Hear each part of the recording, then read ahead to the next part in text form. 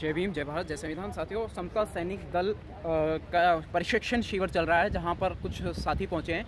बात करेंगे वर्तमान हालत पर। देश में एट्रोसिटी का मामला बहुत ज़्यादा सामने आ रहा है। इस पर क्या विचार है आपके? जातिवाद, जातियों की वजह से भेदभाव की वजह से कई युवकों की, कई लोगों की हत्याएं हुई हैं। जय भीम, नमो बुद्धाय। मैं डॉक्टर रत्ना प्रज्ञा तारा, छत्तीसगढ़ रायपुर से। आज 2 दिवसीय प्रशिक्षण में यहाँ मैं आए हुए हैं। हमारे साथ 15 महिलाएं और 3 पुरुष हैं। और यहाँ पर जो देखा जा रहा है कि जातिवाद पर खूब यूपी में चल रहा है। जातिवाद के कारण अभी हमने देखा कि किसी ने मूंछ रखा और मूंछ रखकर क्या बोलते हैं, जय भीम बोला जी, उस पर उसकी हत्या कर दी गई है। तो यूपी में बहुत चल रहा है जातिवाद, और ये जातिवाद खत्म होना चाहिए। अब तो राम राज्य आ गया, कह रहे हैं सबका कल्याण हो रहा है। राम राज्य आ गया, कल्याण हो रहा, तो राम राज्य तो सदियों से चला आ रहा है।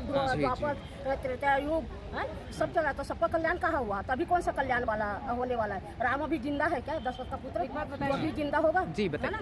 इसलिए मोदी हैं, हमारे जो प्रधानमंत्री हैं, वो जब विदेश जाते हैं तो बुद्ध की प्रतिमा देते हैं, और जब यहाँ पे भी कोई बाहर से आता है तो भी बुद्ध की प्रतिमा देते हैं। तो आप एक बात बताइए, राम राज्य कहाँ रह गया? अगर उनको ये लगता है कि राम राज्य होना चाहिए, तो उनको फिर वो राम की ही प्रतिमा देनी चाहिए। बुद्ध की क्यों देते हैं? हमारे प्रबुद्ध भारत की क्यों दी जाती है, जिसका पूर्व नाम जो था वो जम्बूद्वीप था। उसमें सभी लोग बोधिस्ट हुआ करते थे, और जब तक ये लोग आर्यन लोग यहाँ नहीं आए थे तो तब हमारे देश में शांति अमन थी। और जब से ये लोग विदेशी आर्यन जो यहाँ आए, वहाँ के भगाए हुए लोग, जब से इन्होंने हमारे भारत पे कब्जा कर लिया, तब से हमारे जो बोधिस्ट जितने लोग थे, आपने सुना होगा सरयू नदी का नाम, है ना? तो उसमें जो वो क्यों बनी? क्योंकि हमारे जितने बौद्धिस्ट थे, उन सबके शीश काट के इन्होंने, जो इस युग में ये राम का नाम बोलते हैं, वो पुष्यमित्र शुंग है, उसी का नाम राम है। उसने जो हमारे एक महापुरुष थे शंभुक ऋषि, उनका शीश काटा, और उसके बाद शीश काटने के बाद ऐसे ही उन्होंने सारे हमारे जो भिक्षु लोग थे, जो हमारे बौद्धिस्ट लोग थे, उन सबके जो शीश काट दिए, और काट के उस सरयू नदी में प्रवाहित कर दिए, जिसकी वजह से सर्वयुक्त नदी जो कही जाती है वही कही जाती है। जी बहन जी, मेरा आपसे एक और सवाल है। ये जो बाबा साहेब के बारे में, बाबा साहेब विश्व विख्यात व्यक्तित्व है, ठीक है, डॉक्टर भीमराव अंबेडकर जी को दुनिया जानती है, लेकिन भारत में, हमारे गांवों में कई स्थानों पर अभी भी लोग जागरूक नहीं है। अभी भी लोगों को बाबा साहेब जी के विषय में पूरी जानकारी नहीं है। और राम का नाम पूरे भारत में अच्छा बुरा, अपना पराया, उसी धर्म का और उससे विपरीत धर्म का सभी लोग जानते हैं। इसके मूल कारण बताएंगे? तो आप ये देखिए ना, Who is the responsible for that? जो चीज मैं आपको बता रही हूँ कि जब ये सर युक्त जो शीश युक्त जो नदी सरयू नदी कही जाती है, तो जिस वक्त सारे बौद्धिस्टों के जो शीश काटे जा रहे थे, तो उन्होंने, उनमें कुछ लोग जैसे आज भी राजनीति के खिलाफ जाके बोल जाते हैं, ऐसे ही कुछ लोग तब भी थे जी, जो आज राम का नाम रटते रहते हैं। उन्होंने अपनी जान बचाने के लिए, जब उनसे पूछा जाता है आप कौन हो, तो वो कह देते थे कि भाई हम, जो आप हो वही हम हैं। इस तरह से कह करके उन्होंने अपनी जान बचाई, और जब जान बचाई तो वो लोग जो चले आ रहे हैं पीढ़ी दर पीढ़ी, वही राम को जानते हैं। जो हमारे बौद्धिस्ट हैं वो बुद्ध को जानते हैं, तो बुद्ध की बात करते हैं। आज मनुवादी का समय है। आरएसएस का प्रचार बहुत है, उनके पास बहुत फंडा है, उसके प्रचारक बहुत है, इसलिए उन्हें वो प्रचार किया जाता है, बताया जाता है, वो सब प्रशिक्षण दिया जाता है। कैसे लड़ेंगे ऐसी ताकत से आप? ऐसी ताकत से लड़ते आ रहे हैं। बाबा साहब ने लड़ाई लड़ा, बाबा साहब अकेले थे। आज हम तो इतने लोग हैं भारत में, हम अगर एक हो जाए, एकजुट हो जाए, तो हमारी मंजिल दूर नहीं है। हम राम राज्य को खत्म करके बौद्ध राज्य ही लाएंगे। आप राम राज्य खत्म कर देंगे? आप जी, राम राज्य खत्म कर देंगे? राम राज्य खत्म होगा, हो ही गया है। ये तो जबरदस्ती का बोल रहे राम राज्य है। राम का मंदिर भी बन रहा है। राम का मंदिर बनने दीजिए। बौद्ध हमारे जो बौद्ध है बिहार थे, आज भारत में सिर्फ राम राज्य कहते हैं। मूर्ति पूजा चलती है, हिंदू पूजा चलती है। 85 देशों में बुद्ध की पूजा होती है। तो एक अकेला देश अगर राम राज्य बन रहा है, तो उससे क्या होगा? उसके लिए लड़ाई करने के लिए हम लोग तैयार हो रहे हैं, हमारे बच्चे तैयार हो रहे हैं। हम लड़ेंगे। हिंदू राष्ट्र नहीं बनने देंगे आप? नहीं बनने देंगे। हिंदू राष्ट्र तो बिल्कुल नहीं बनने देंगे। हम अभी गले में घड़ा और पीछे झाड़ू नहीं लगने देंगे। हम किसी का पैर नहीं छुएंगे, हम अपने पैर छुआएंगे। ये हमारी तैयारी हो रही है। कह रहे हैं अपना पैर छुआएंगे अब? देखिए, अब जो ये समय है, जैसा आप बुद्ध का हम बता रहे हैं, हम किसी मनुवाद को, किसी को हम कुछ नहीं बोलते, हम उसको ठोकर मारते हैं। लेकिन हम अपने जो हमारे अपने बौद्ध, जो हमारा बौद्ध संस्कृति है, हम उसको जगह जगह प्रचार करेंगे। अब हम उसको जगह जगह जागरूक करेंगे लोगों को कि वो बौद्ध धर्म लें। और बौद्ध धर्म में क्या है कि जब एक बंदा बौद्धिस्ट होता है, तो वो क्या है, जितने विदेशों में हमारे बौद्धिस्ट लोग हैं, हमारी न्यूज अगर बुद्ध जो लोग बुद्धिस्ट हैं उनके साथ कुछ होता है तो विदेशों तक खबर जाती है, और जो यहाँ पे केवल दलित बन के रह जाते हैं वो बुद्धिस्ट नहीं हो रहे हैं। ये उनकी कमी है कि वो बुद्धिस्ट क्यों नहीं हो रहे हैं। दिक्कत क्या है, दिक्कत क्या है राम राज्य से? राम राज्य से दिक्कत क्या है, क्या है राम राज्य ने? वो केवल जब देखिए 2 घंटियां बजती हैं, 1 घंटी बजती है स्कूल के लिए, 1 घंटी बजती है मंदिर के लिए। जब स्कूल की घंटी बजती है वहाँ जाता है व्यक्ति तो वहाँ पढ़ता है, शिक्षित होता है और विज्ञान की तरफ पढ़ता है, और दूसरी घंटी की तरफ अगर जाता है मंदिर की तरफ तो वो कटोरा लेके भीख मांगने का काम करता है, उसका पूरा परिवार भिखारी हो जाता है। तो राम राज्य अच्छा है कि वो अच्छा है? और डिजिटल इंडिया में तो ये होना ही नहीं चाहिए। क्यों ये राम राज्य की बात करते हैं? ये विकास की बात करें, डिजिटल इंडिया की बात करें, वो क्यों नहीं करते हैं ये? तो हमारे भारत को अब जो बौद्धिस्ट लोग हैं उनको क्या करना है कि हम अपने बुद्ध को आगे बढ़ाएंगे, और हमारा जो बौद्धिस्ट जो धर्म है वो आगे बढ़ेगा। क्योंकि जब हम बौद्धिस्ट हो जाएंगे, एक जाति के हो जाएंगे, क्योंकि अभी हमें जाति में बांटा हुआ है। जब ये जातियां खत्म होंगी तो उसके बाद एक बौद्ध धर्म होगा जिसमें कि सबकी आवाज, जितने भी बौद्धिस्ट देश हैं उन सब में हमारी आवाज पहुंचेगी। जब बौद्धिस्ट लोगों पर कोई अत्याचार होगा तो बाहर आवाज पहुंचेगी। और सबसे बड़ी बात सुनिए, आज दिन तक किसी भी बौद्धिस्ट के ऊपर कोई बलात्कार हुआ हो, कोई किसी तरह का आडंबर का हुआ हो, आज कहीं भी एक खबर मुझे बता दीजिए। तो इसलिए हमारे समाज की कमी है जो बौद्धिस्ट नहीं हो रहा है, और जितने हो गए उनके लिए बहुत बहुत साधुवाद है। तो मोदी जी के धन का बजरा विदेशों में भी, मोदी कितने दिन के 71 साल के हो चुके हैं, अब वो सीट से हटने वाले हैं। उनके अलावा भी कोई आएंगे, योगी आदित्यनाथ है ना, तो उनके भी अभी देखिए ना, प्रचार में तो कोई नहीं आगे आ रहा था, गली मोहल्लों में पीटा जा रहा था, फिर भी उनकी जो जहाँ पे एक भी वोट नहीं दी गई वहाँ कैसे इतनी वोटें आ गई। ईवीएम मशीन सबसे बड़ा तोड़ है, ईवीएम मशीन को हटा दीजिए और दोबारा आप इलेक्शन करवा लीजिए। हमारी हुई है, दलित भी वोट कर रहे हैं, ओबीसी क्या है, क्योंकि वो जागरूक नहीं है। उनको जाके आरएसएस के लोगों ने धमका दिया, जबरदस्ती जाकर गाँव में निशान लगा दिया, 500 रुपए पकड़ा दिए और उनको कह दिया गया कि आपका तो वोट डाल के आए हैं। तो क्या है, 72 साल में पहली बार ऐसा हुआ है। ईवीएम मशीन पहले कभी नहीं हुआ। हटाने की जिम्मेदारी किसकी है, कौन हटाएगा? अभी राजरत्न अम्बेडकर बोल रहे हैं कि हमने जो 2 साल से प्रयास किया हुआ बिल्कुल था, कर रहे हैं। अब हमें वहाँ से अमेरिका से भी वो केस जीत गए, ईवीएम मशीन अब हटा दी जाएगी। विदेशों में कई कंट्रीज में ईवीएम बैन कर दी गई है, भारत में चल रही है। भारत में चल रही, तो ये किस बात का डिजिटल? तो ये बेईमानी का डिजिटल है। ये राइट, ये जो देश है ये बेईमानी का डिजिटल है, ना कि कोई ईमानदारी का। ईमानदारी है तो सिर्फ गौतम बुद्ध और वही उनके जो अनुयायी हैं, और जो हमारा समाज मूल निवासी है वो केवल अपने हक अधिकार के लिए लड़ रहा है। कुम्हार, पासी, कोरी, कुर्मी, ये कोई नहीं लड़ रहे। लेकिन मोदी जी कह रहे हैं सबका साथ, सबका विकास हो रहा है। अब तो सबका साथ मोदी जी तो ये भी कह रहे हैं कि हमको गुप्त वोटें मिली हैं। गुप्त वोटें जो मिली हैं वो कौन सी मिली हैं? जरा दिमाग की बत्ती जलाइए और सोचिए। गुप्त वोटें जो उन्हें मिली हैं वो ईवीएम की मिली हैं। आप उनके भाषण को सुनते क्यों नहीं है? उनको सुनिए और देखिए कि उन्होंने गुप्त वोट क्यों बोला। क्या मोदी जी वो चोर हैं? चोर है ना, कौन सा भला किया, किसका भला किया है? सब तो बेचारे कटोरा लेके निकल गए हैं भीख मांगने के लिए, सबकी रोजी रोटी छीन ले गया है। जो 72 सालों में यहाँ के लोगों ने एकत्रित किया था, इनको बेचने का क्या अधिकार है? किस अधिकार से इन्होंने बेच दिया? ये जनता के नौकर थे, जनता ने इनको चुना था, और ये तो मालिक बन बैठे। क्यों बन बैठे मालिक? क्योंकि इनको तो हमारी गुलामी करनी थी। हम वो टैक्स भी भरते हैं, हम जीएसटी भी भर रहे हैं, हम हर जगह सब चीज कर रहे हैं पूरी तरह ईमानदारी से। तो ये ईमानदारी से लोगों को उसका हिसाब क्यों नहीं देते हैं? क्यों ये 8,000 रुपए के लोग बाहर की मशरूम खाते हैं, बाहर से जो विदेशी चीजें मंगा के खाते हैं, लाखों रुपए का सूट पहनते हैं, ऐसा क्यों करते हैं? अभी एक फिल्म रिलीज हुई है द कश्मीर फाइल्स, जिसके एक बात बताइए, जो महिलाओं के साथ में अत्याचार हुए, जो एक हमारी नांगेली महिला थी जिसने स्तन भी काट के दे दिए थे जब ब्राह्मण लोग इज्जत लूटने चाहते थे, उसके ऊपर फिल्म क्यों नहीं बनाते हैं? बलात्कार जो होते हैं उसके ऊपर फिल्म क्यों नहीं बनाते हैं? जो हमारे गरीबों के साथ घरों पे बुलडोजर चला दिए जाते हैं उस पर फिल्म क्यों नहीं बनाते हैं? जो यहाँ के मूल निवासियों के अधिकार छीन लिए उस पर कह रहे हैं हकीकत दिखानी चाहिए, इसलिए हमने हकीकत छुपा रखी है। शमशेर सिंह राणा बहन फूलन देवी का हत्यारा खुला घूम रहा है, उसका सम्मान हो रहा है, इस पर क्या कहेंगे? आप उसकी तो छोड़िए, आप ये बताइए जो लखीमपुर खीरी में अभी गाड़ियों से बिल्कुल हत्यारे जमानत पर रिहा हुए, तो उनको वो रिहा करके घुमा रहे हैं। कौन से कानून के तहत? जो भी कानून है उन कानून के तहत इनको अंदर होना चाहिए। लेकिन क्योंकि बड़े बड़े लोगों के बेटे हैं वो, तो उनके जो शर्म लिहाज रही नहीं है। लेकिन अभी जो चुनाव हुआ था लखीमपुर खीरी में, वहाँ की 8 की 8 सीटें बीजेपी जीत गई। हाँ, वहाँ 26 गाँव वहाँ के जो दलितों के हैं, और 26 गाँव में से मैं भी लखीमपुर खीरी से ही आई हूँ, और वहाँ पे 26 गाँव थे, 26 गाँव में एक भी वोट बीजेपी को नहीं गया। उसके बावजूद सब जगह बीजेपी के ही आए हैं। तो ये क्या है? ये गुप्त वोटें हैं, बड़ी गुप्त वोटें हैं। कानून व्यवस्था बहुत पुख्ता थी, अच्छी थी, इसलिए वो मायावती जी के राज में अच्छी थी।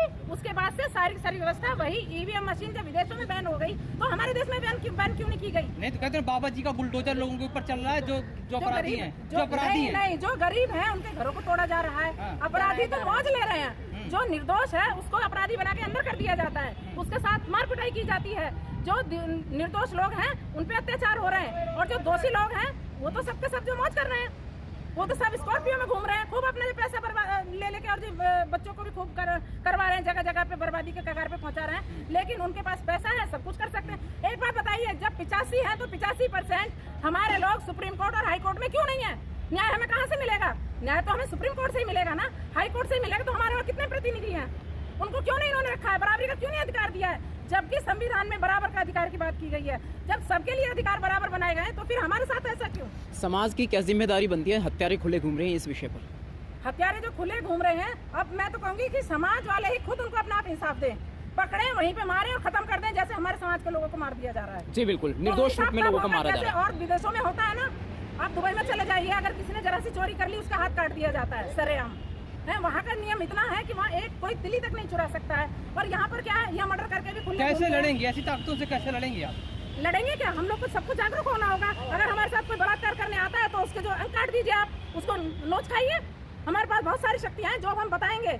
और हमारे बच्चे खुद अब जो कमांडो की भी ट्रेनिंग ले रहे हैं, अपनी सुरक्षा की खुद जिम्मेदारी ले रहे हैं। इस परीक्षण में ये सारी सलाह दी जाएगी, सीख दी जाएगी? इसमें भी दी जाएगी। और हमारे बच्चे एक्स्ट्रा अलग से ले रहे हैं, ब्लैक कमांडो की भी ले रहे हैं कि अपनी सुरक्षा हम खुद करेंगे। आरएसएस से लड़ लेंगे आप? आरएसएस तो बेईमानी की चीज है और कब से चली आ रही है। उसने अगर ये बीजेपी नहीं आई होती ना 8 साल से, तो अभी तक वो कुछ ना कर पाती। राम का मंदिर क्या बना? बेईमानी से बनाया। अब से पहले बना ना लिया, वो झोपड़े में ही पड़ा रहा इतने सदियों से। क्यों पड़ा रहा? क्योंकि ये मोदी जैसा बेईमान, इतना निकम्मा कोई प्रधानमंत्री नहीं आया। गरीब का बेटा मैडम, आपने कौन कहता है गरीब का बेटा? आपने जाके देखा है? आपने बायोडाटा निकाला, उसने कह दिया और आपने मान लिया? पूरा भारत मान लिया? नहीं, भारत नहीं बोल रहा है। आपको नहीं लगता? मीडिया ही बोलती है। जी बिल्कुल, स्ट्रीम मीडिया उनकी अपनी तो मीडिया। सवाल ऐसे करिए कि जो जिसका जवाब सही हो, क्योंकि मीडिया भी गुमराह करने का काम कर देती है। लेकिन वो गरीब कभी नहीं था। जो गौधारा कांड हुए, जो सारी चीजें हुई, जो भी कोई उसके खिलाफ बोलता है उसको तुरंत हटा दिया जाता है। तो ये भी कहते हैं मैं ओबीसी समाज से आता हूँ। कौन कहता है? मोदी जी कहते हैं। जी नहीं, आप बाद में सारी उनकी पोलें खुल रही हैं। जो कहते हैं मैं 8वीं फेल, 10वीं फेल, 12वीं फेल, अब क्या डिग्री लेके बैठ गए? उस टाइम पे कंप्यूटर था क्या? तो उस टाइम की बातें करते हैं, ऐसा थोड़ी ना है। पॉलिटिकल साइंस उन्होंने एमए किया। वो साहब इन्होंने फर्जी सबसे पहले है सारा मोदी का। चाय बेचता हूँ और 10वीं पढ़ाऊँ, सिर्फ ये बोला था कि 10वीं पढ़ाऊँ। इसके अलावा कुछ नहीं। अब उसकी डिग्रियां भी आ गई प्रधानमंत्री रहते रहते, और कंप्यूटराइज आ गई। उस स्कूल का नाम तक तो नहीं बता पाएंगे, आप पूछ के देखिए। सबसे बड़ी बात है कि इन्हें हमारे समाज में केवल और केवल इतना चाहिए कि ये जो ईमानदारी से कोई भी रहे, हमें फर्क नहीं पड़ता प्रधानमंत्री, लेकिन वो जो युवा परेशान है, उसको आज कहीं भी रोजगार नहीं मिल रहे हैं, उनकी उम्र निकल गई है, वो आत्महत्या कर रहे हैं। क्या उनके परिवार को ये पाल देंगे? उनके परिवार को खर्चा देंगे? क्या ये जो सेना बॉर्डर पे मारी जाती है, इसके लिए कभी कुछ करते हैं? एक बात बताइए, जो यहाँ के नेता ये आते हैं, आगे लड़ के पार्षद बनते हैं, सब चीज, ये क्या करते हैं? कुछ नहीं करते। राष्ट्रभक्त पार्टी है वो, कुछ नहीं करते हैं। सेना जो मारी जाती है, बॉर्डर पे मारी जाती है, उसको सारा वो मिलना चाहिए। उनको जो पैसा मिलना चाहिए, उनकी सैलरी डबल होनी चाहिए, उनको गाड़ी बंगले मिलने चाहिए, ना कि इन नेताओं को मिलनी चाहिए। ये सारी चीजें हमारी जो बॉर्डर सिक्योरिटी फोर्स को मिलनी चाहिए। ठीक, तो ऐसा नहीं है। शुक्रिया मैडम, दोबारा मिलते हैं। जय भीम।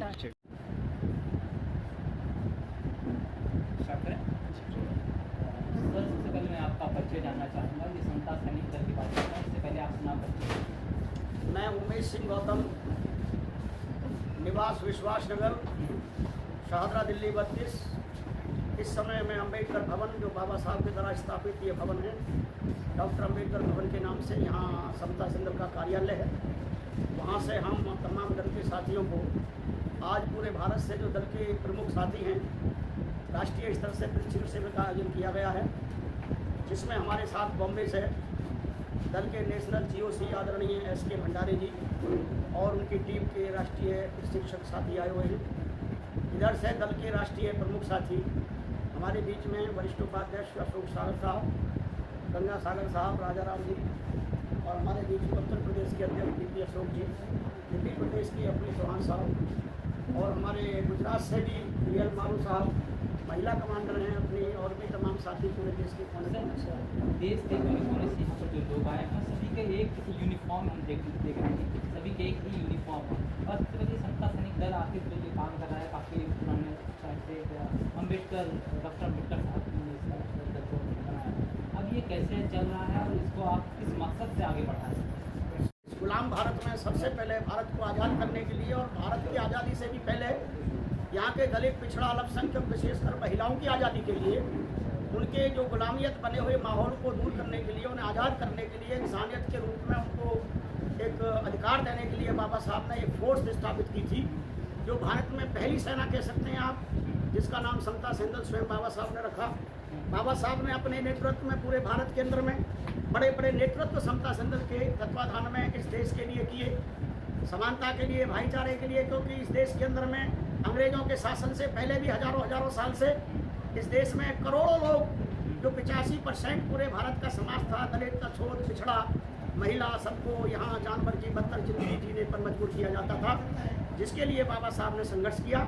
और समता सेंदल को स्थापित करने के बाद में बाबा साहब ने महाद के आंदोलन की बात हो, पानी पिलाने के लिए, चाहे नर्मदा के अंदर में आंदोलन की बात हो, चाहे वहाँ जहाँ ये नासिक का मंदिर था, मंदिर प्रवेश का आंदोलन हो, चाहे 1900 कालाराम मंदिर की बात हो, और चाहे उसके बाद बाबा साहब डॉक्टर अम्बेडकर जब लंदन में पूरे भारत की आज़ादी के लिए संघर्ष करने के लिए गए थे, हजारों हजार जवान हमारे बाबा साहब के लिए संघर्ष कर रहे थे, उनकी रक्षा सुरक्षा के लिए।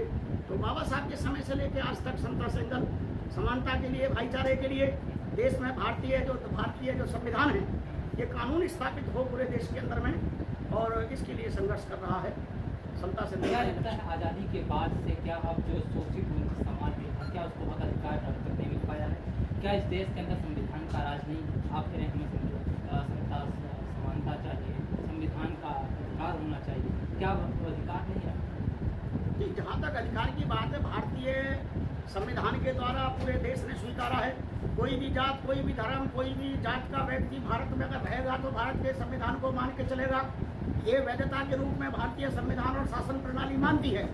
और सच्चाई ये है, जो व्यवहारिकता में कुछ समय से देखने को मिल रहा है, कि मानते तो हैं, शपथ भी लेते हैं, संसद से लेकर तमाम भारत की विधानसभाओं में, और तमाम IAS PCS भी इसका शपथ लेते हैं कि हम पूरे भारत में संविधान के अनुकूल चलेंगे, परंतु व्यवहार में जब देखा जाता है तो वो संविधान के अनुकूल ना चल करके मनुवादी व्यवस्था को कसने का काम करते हैं। और मनुवादी व्यवस्था कायम पग पर करते हैं, चाहे स्कूलों की बात हो, चाहे मंदिरों की बात हो, चाहे यूनिवर्सिटी की बात हो। आपने जवाहरलाल नेहरू यूनिवर्सिटी में सुना होगा, तमाम सिस्टम को चेंज करके बाद वहाँ मनुस्मृति को कायम करने का काम किया। तो कहने का मतलब यह है, दिखावा है भारतीय संविधान के तहत शासन चलना, परंतु व्यवहार में मनुवादी व्यवस्था में बैठे लोग वो उस व्यवस्था को कायम करने पर तुले हुए। आपकी लड़ाई मनुवाद से? हमारी लड़ाई मनुवाद से है और मानवता के कल्याण के लिए हमारा कार्य है। लेकिन देखा जाए एक तरफ जिस तरह से RSS पूरे देश के अंदर सत्ता से लेकर के तमाम जो कार्यप्रणाली है, तमाम चीज़ों पर अपना औचित्य जमा चुकी है, और ऐसे बड़े संगठन के साथ ये समता दल कैसे लड़ पाएगा, उसे कैसे आज़ाद होगा?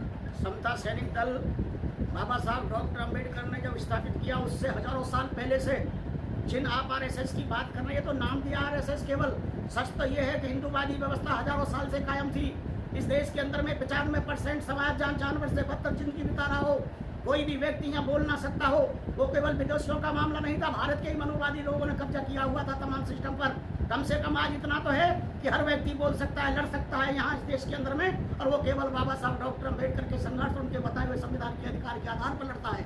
क्योंकि हजारों साल तक जो समाज प्रताड़ित बना के रखा हो, तमाम विदेशियों के लोगों को, चाहे मुगल हो, चाहे फ्रांसीसी हो, चाहे अंग्रेज हो, उन लोगों तक को भी प्रभावित करने का काम किया कि आप लोग देश के अंदर कुछ भी करें, परंतु इन छोटी जात के लोगों को, पिछड़ों को किसी प्रकार का हक ना दें। अगर आप हक देंगे तो हम आपके खिलाफ में जंग लड़ेंगे। यहाँ के मनुवादियों की हजारों साल तक ये कहानी रही है। लेकिन जो मौजूदा प्रधानमंत्री हैं, वो खुद कहते हैं कि मैं पिछड़ी जाति से आता हूँ, OBC समाज से आता हूँ और गरीब का बेटा हूँ, और कहते हैं सबका साथ, सबका विकास, सबका विश्वास और सबके प्रयास की बात करते हैं। देखिए साहब, समता सेंदल कथनी करनी में विश्वास करता है, जो कहता है वो करता है। जिनकी बात आप कर रहे हैं, उन लोगों ने मंदिरों के आधार पर देश के अंदर में करोड़ों लोगों को अत्याचार करके सुहा कर दिया। बहन बेटियों को यहाँ पर पाखंड के नाम पर मार दिया जान से बिल्कुल। तो ऐसे लोगों की जो आप बात कर रहे हैं, चाहे वो प्रधानमंत्री हो, चाहे कहीं भी किसी प्रकार के पीठासीन हो, वो लोग कहते कुछ है, करते कुछ हैं। उनका एजेंडा यहाँ पर विषमतावादी व्यवस्था को कायम करना है, पाखंडवाद को कायम करना है, पूंजीवाद को कायम करना है। और वो अपने मकसद के लिए सुबह 4 बजे से लेकर 5 बजे तक जब दुनिया सोती है, वहाँ के धरना सेठ से लेकर के प्रधानमंत्री तक अपने सुबह शाखा के बहाने देश को स्थापित करने का काम करते हैं अपने विचारों के लिए। लेकिन सिर्फ प्रधानमंत्री तो कह रहे हैं मैं पिछड़ी जाति से आता हूँ, OBC समाज से आता हूँ, मैं गरीब का बेटा हूँ, आपके हक अधिकार की बात करता हूँ। आप कह रहे हैं कि नहीं, वो तो पीठासीन और संघ की बात कर। समता सैनिक दल ने ये देखा है पूरे भारत में निरीक्षण करने के बाद, भारत का पिछड़ा समाज कम से कम 95% समाज अंधविश्वास में विश्वास करता है। मैं पिछड़े ही समाज की बात कर रहा हूँ। जो प्रधानमंत्री कहता है मैं पिछड़ा हूँ, पिछड़ा ही तो समाज है जो पूरे मंदिरों के जाकर के चंदा देता है। पिछड़ा ही तो समाज है जो जाकर के देवी दुर्गा और तमाम प्रकार के पाखंड को बनवाता है। चंद मुट्ठी पर अम्बेडकरवादी लोग, चाहे वो 1 करोड़ की संख्या में हो, 10 करोड़ की संख्या में हो, वही जंग लड़ रहा है देश के अंदर में अम्बेडकरवाद का और कानून का, वही जंग लड़ रहा है देश में विज्ञानवाद का, वही जंग लड़ रहा है पूरे देश के अंदर में भारतीय संविधान को बचाने का। सच मायने में पिछड़ा वर्ग जो है वही हिंदूवाद का पोषक है। 95% ब्राह्मण वर्ग हिंदूवाद का पोषक है, जातिवाद का पोषक है। आप चले जाइए गांव में, जो खटीक जाति का है वो वाल्मीकि जाति से घृणा करता है, वो जातिवाद को मानता है, वहाँ ब्राह्मण नहीं है। इसी बात को बाबा साहब ने कहा था, मुझे ब्राह्मण से घृणा नहीं है, मुझे ब्राह्मणवाद से घृणा है। साथियों, इस देश के अंदर में जब जब ब्राह्मणवाद रहेगा कोई भी यहाँ पर बात काम करने वाला नहीं है। बाबा साहब ने भी कहा था और आज भी आप देख रहे हैं। सर, ब्राह्मण और ब्राह्मणवाद में फर्क क्या है, ये बताएंगे आप? ब्राह्मणवाद और ब्राह्मण में ये फर्क है, तथागत बुद्ध के विचार को बहुत सारे ब्राह्मण ऐसे हुए जिन्होंने बहुत बेहतरीन तरीका से विचार को फैलाने का काम किया संसार भर में, परंतु बहुत सारे शेड्यूल कास्ट और पिछड़ों में ऐसे लोग हुए जिन्होंने ब्राह्मणवाद को कायम किया पूरे दुनिया के अंदर में। इसलिए जात का मतलब किसी व्यक्ति से नहीं है, वो संस्कार ब्राह्मणों में भी हो सकते हैं और वो संस्कार शेड्यूल कास्ट के लोगों में भी हो सकते हैं। एक ही समाज, एक ही परिवार में पैदा हुए 4 भाई जो बाबा साहब को भी मानते हैं और दूसरा व्यक्ति ब्राह्मणवाद को भी मानता है। इस प्रकार से बाबा साहब ने कहा था, मेरा रिश्ता विचारधारा से है, जात से नहीं है। जो विचारधारा की ताकत होती है वो बहुत भारी भरकम होती है, क्योंकि बुद्ध को जापान मानता है, बुद्ध को थाईलैंड मानता है, बुद्ध को अमेरिका मानता है। जब जहाँ बुद्ध को मानने वाले लोग हैं वो किसी जात के सिस्टम से नहीं बंधे हैं, परंतु उन्होंने विकास किया है, तरक्की की है। हमें वो विकास और तरक्की का रास्ता जो बुद्ध ने दिया है, बाबा साहब ने दिया है, उस तरफ बढ़ रहे हैं हम, और यही लोकतंत्र है। इसलिए हम भारतीय संविधान का सम्मान करते हैं। इन तमाम धर्मों की उपासना करना, उसको प्रैक्टिस करना, उसको मानना, ये तो हमारा संविधान इजाजत देता है। देखिए साहब, संविधान इजाजत इस दृष्टि से देता है, संविधान मानवता के निर्माण के लिए आदेश देता है। जो मानवता के निर्माण के लिए धर्म काम करेगा, जो मानवता के कल्याण के लिए धर्म काम करेगा, बाबा साहब ने कहा था, जो धर्म अज्ञानता की तरफ ले जाता हो, जो धर्म मानव से मूर्ख बनाता हो, जो धर्म मानव के अंदर में भेद करता हो, वो धर्म नहीं हो सकता, वो धर्म नहीं हो सकता।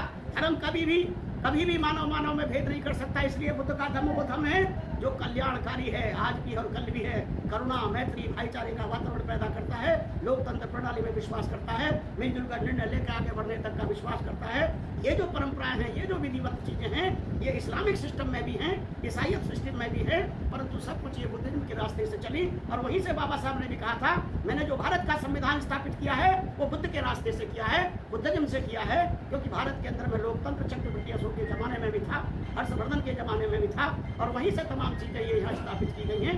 इतना जरूर है कि बाबा साहब डॉक्टर अम्बेडकर ने जो ज्योति जलाई है संविधान के रूप में, तमाम पाखंडी, तमाम मनवादी लोग इस भारत से इसको नष्ट नहीं कर सकते किसी भी कीमत में। वो चाल चल सकते हैं, वो झूठ बोल सकते हैं, वो पाखंड कर सकते हैं, पर भारत में करोड़ों लोग इतने तैयार हो चुके हैं जो इस भारतीय संविधान की रक्षा के लिए अपनी जान तक देंगे, और समता संदल उसमें प्रथम है, सबसे आगे रहेगा। हमारे हजारों सैनिक, लाखों सैनिक इस बात के लिए तैयार हैं, और इसी के लिए दिल्ली अम्बेडकर भवन पर प्रशिक्षण दिया जा रहा है। सर, अभी आपने कहा कि भारतीय संविधान की रक्षा करेंगे, उसका सुरक्षा करेंगे, क्या संविधान खतरे में आएगा?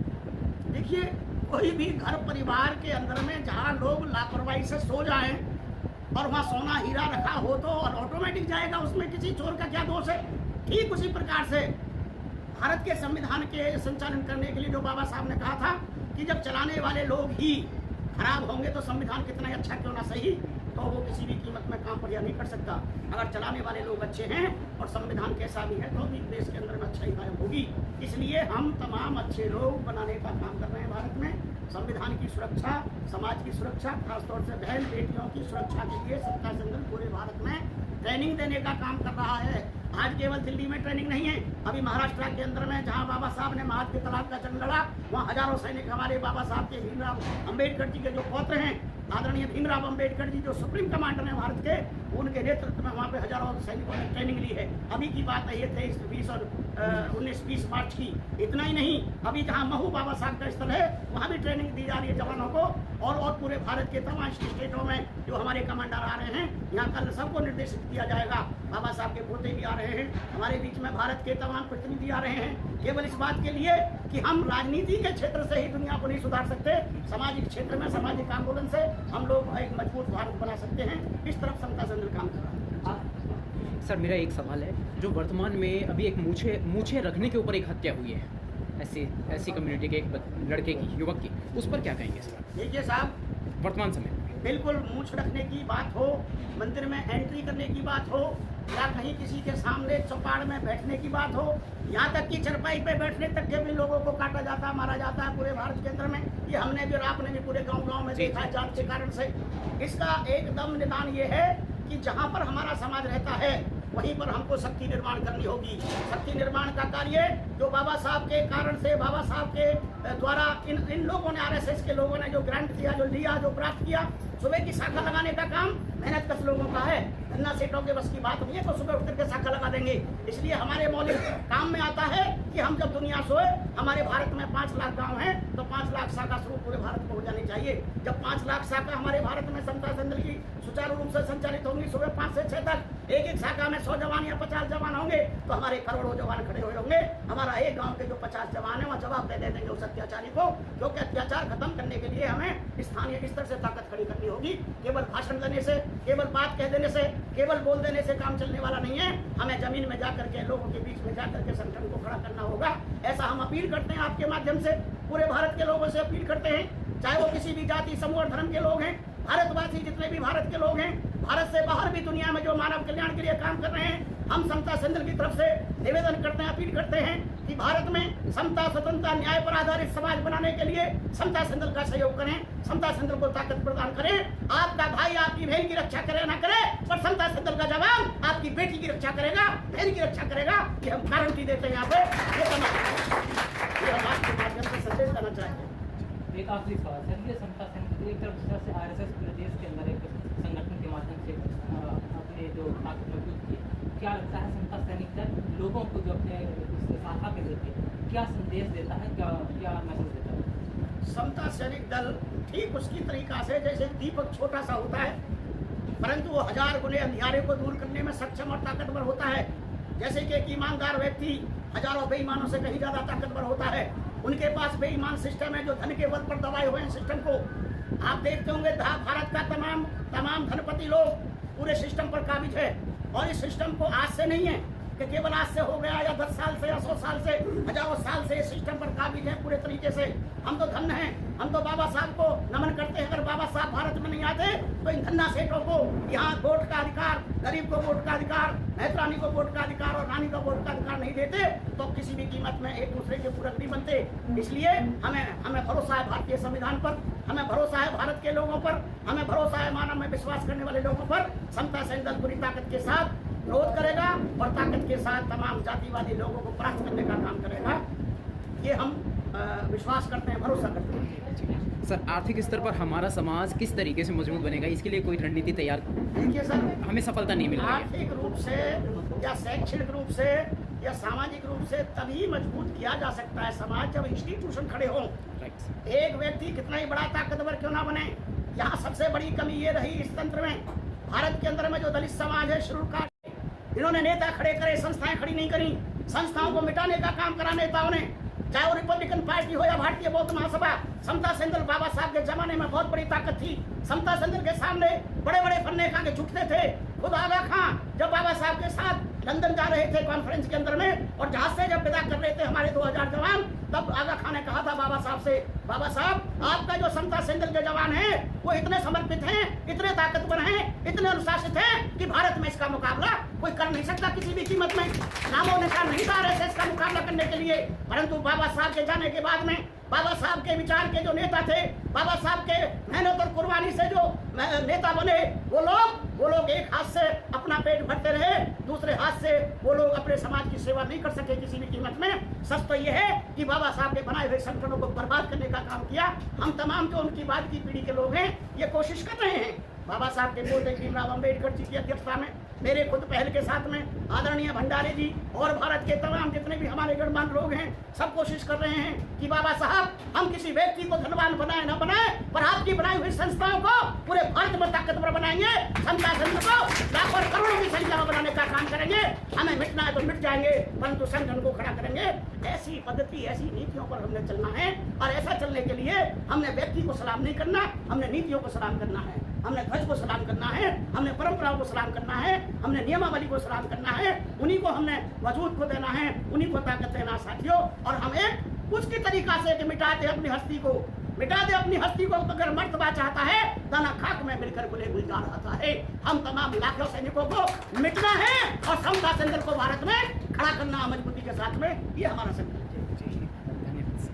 जय भारत, जय भीम। जय भीम, जय भारत, जय जय भीम, जय भीम। समता सेंटर जिंदाबाद, जिंदाबाद, जिंदाबाद। समता सेंटर जिंदाबाद, जिंदाबाद, जिंदाबाद। महिलाओं के सम्मान में समता सेंटर, महिलाओं के सम्मान में समता सेंटर, भारतीय संविधान के सम्मान में समता सेंटर, भारतीय संविधान के सम्मान में समता सेंटर, तथागत बुद्ध के चरणों में नमन हो, नमन। उमेश सिंह गौतम आगे बढ़ो। महिलाओं का सम्मान सबसे बड़ा सम्मान है।